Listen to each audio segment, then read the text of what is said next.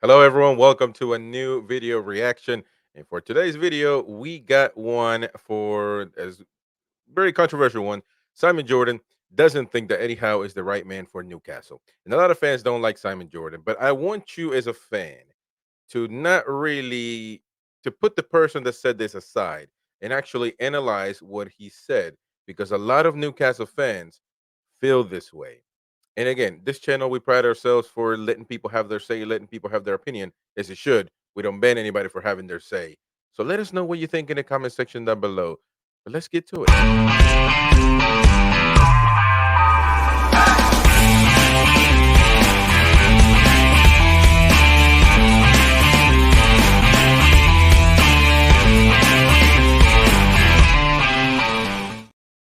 All right, let's start with it. As you would expect him to do. I know Eddie, Simon. I've met him up in Newcastle on numerous occasions. I like the fella immensely, but there's no doubt about it. This is not the kind of season that they would have envisaged for themselves. Whatever it is, the 27th, we would expect to be in X position in the Premier League. So when he talks about players playing for their very futures, should Eddie include himself in that equation? He answers the question, doesn't he?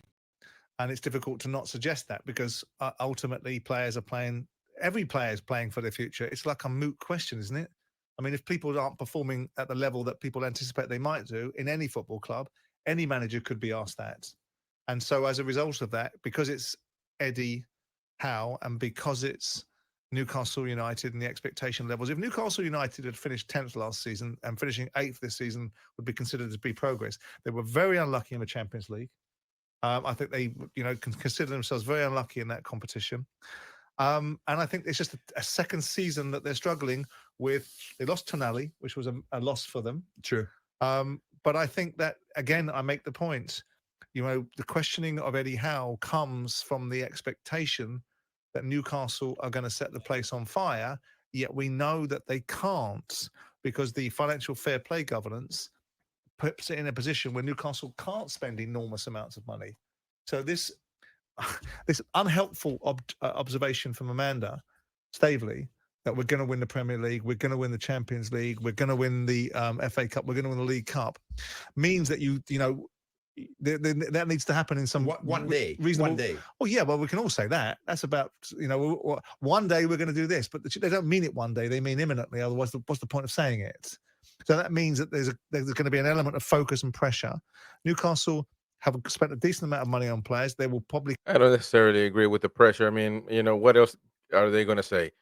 It's an understatement to say that they're going to win the Champions. I mean, that we are going to try a way to win the Champions League. We're going to try to win the Premier League, etc. At some point in time, it's going to be maybe inevitable. We never know at the end of the day, but we're going to do everything possible to make that happen. So what else could they say? Adding pressure to the team? I don't agree with that. They continue to spend a decent amount of money on players, and also they're going to need to recycle. So the argument about Eddie Howe,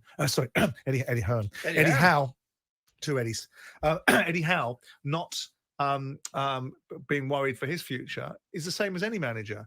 If your team is not going forwards and it looks like it's going backwards, and unfortunately the backwards that is going on is because the standards that you set were so high in your second season or your first full season, you're going to be constantly on the end of that conversation. I think there's a while to go. I mean, I'd like to think, unless there's a complete and utter wheels coming off of Newcastle, that Eddie's going to be given a little bit more time to prove people like me wrong.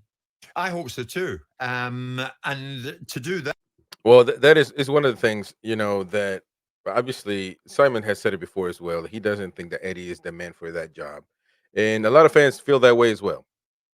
Let's be honest. Let's keep it honest.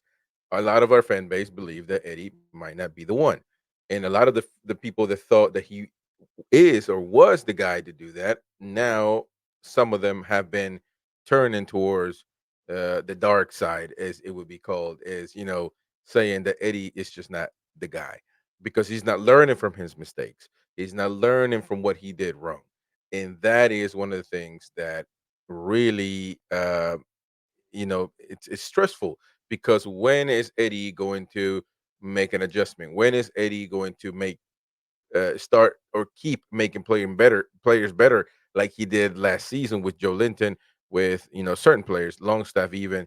Well, Longstaff this season is unbearable to watch. Um, Byrne hasn't been really performing great. He's had great moments, but not really a consistency in football. We've had a lot of injuries as well, so you can add that to the to one of the reasons as to why Eddie hasn't been able to keep the team performing at the highest level. So that is one thing that you can add on, and it's a very legitimate thing. So when PIF takes a look and evaluates all this, they're going to have to obviously, it most certainly have to think about that, but it's not the end all be all. Injuries cannot be the ultimate reason as to why we are not performing 100%. Now everybody is back. Now everybody really, except for Tonali and Joe Linton, which are our big pieces. Tonali, you never had him really, and Joe Linton, of course, he's hurt. But at the end of the day, good managers, elite managers, should be able to make changes, should be able to make adjustments on the fly, or with weeks ahead.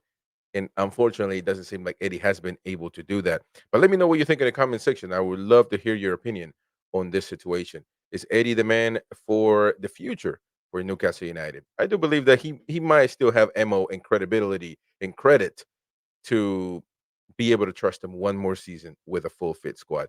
But let me know what you think in the comment section down below. Hey, did you know that you can become a member of the show? Help us support the channel, help us grow for as little as 0.75 British pounds, $1 a month. It's not much, and you can help us support the channel. And also, you can get great perks. You can get loyalty badges every month showing your support and your loyalty to the channel. You can get customized emojis for you to have fun on the chat. Also, you can get priority reply to your comments, early access to new videos, member shout outs, and of course, you get your name added twice to the monthly raffle, increasing your chances to win monthly prizes. Home shirts, away shirts, anything that has to do with Newcastle United. We give away something every month, and you can win that as well. And if you want to upgrade to the ultimate tier package, you can get a lot more perks and exclusive content. On top of everything that you get on the first tier, you can also get a bigger chance to win in these raffles because you get your name added 5 times, increasing your margin to win these prizes, as well as exclusive member-only videos. You get member-only live shows and the Once Upon a Time podcast only for you, only for Ultimate members. And in this podcast, we talk about the history of Newcastle United, everything that has to do in the past, the entertainers. We cover everything throughout history, dating back to the beginnings of times. So don't miss out. It's for a small price every month. You get exclusive content and a shot of winning big prizes at the end of every month. What are you waiting for? You can join in the first link in the description or click the join button on every video and you should be able to become a member of the show. If you want to watch more videos, click here or subscribe right here. And thank you for supporting the channel.